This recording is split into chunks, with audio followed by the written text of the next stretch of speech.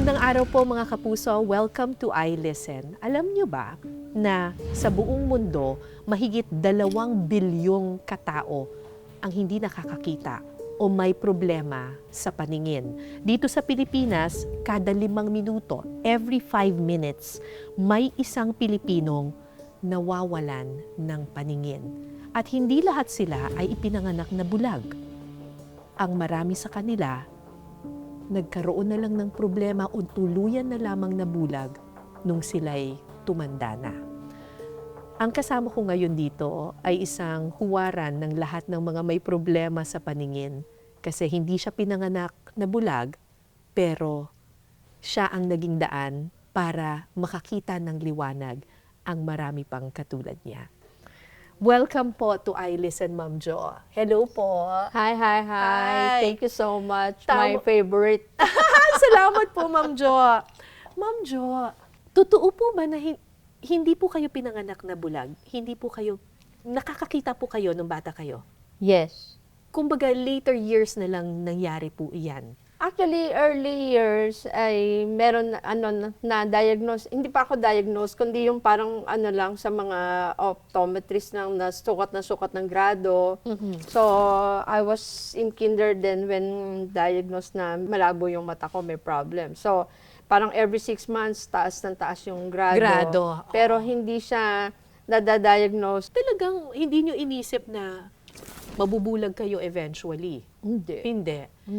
Kasi parang regular lang sa mga nag-aaral yun na pag nakasalamin, matalino. Oo, di ba? At kayo po ay, ang pangarap niyo po noon ay maging writer or maging journalist. Tama po ba? Yes po. Oo. Basta sa production. Sa production. Anything about production.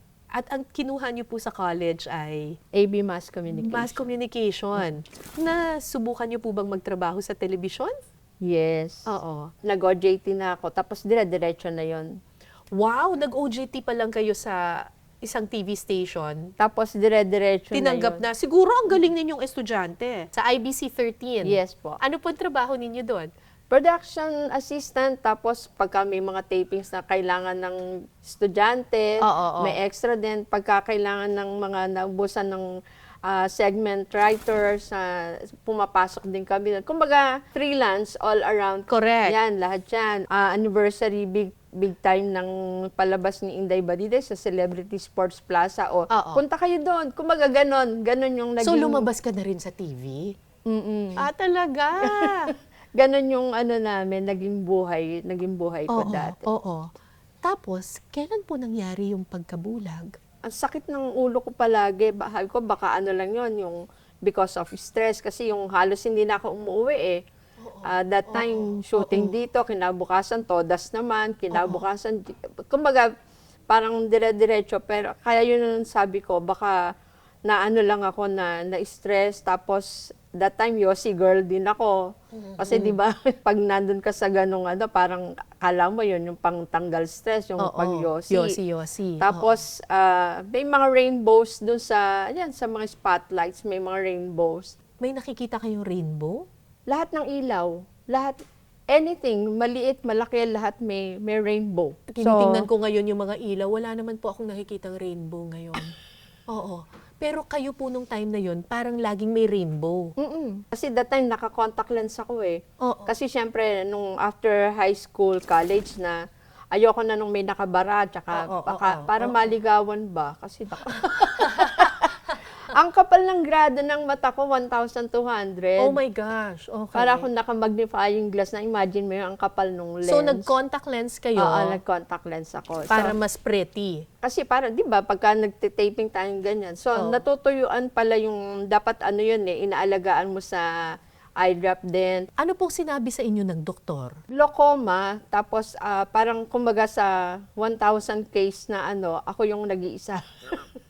Very rare. Oh. Ginawa na lahat, operation, laser. So, ginawa sa inyo yung mga yon, tapos wala pa rin?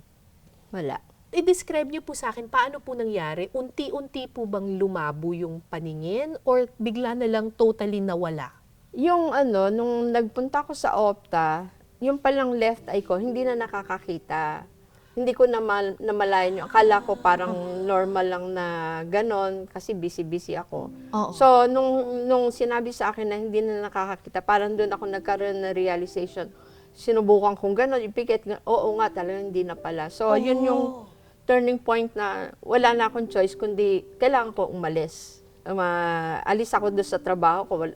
No choice ako kasi nagkakaroon na ako ng ng night blindness, na nung sinabi sa akin talaga na pinarealize sa akin na yun yung condition ng mata ko at sabi, pagka daw hindi ko pa iningatan, eventually mawawala talaga.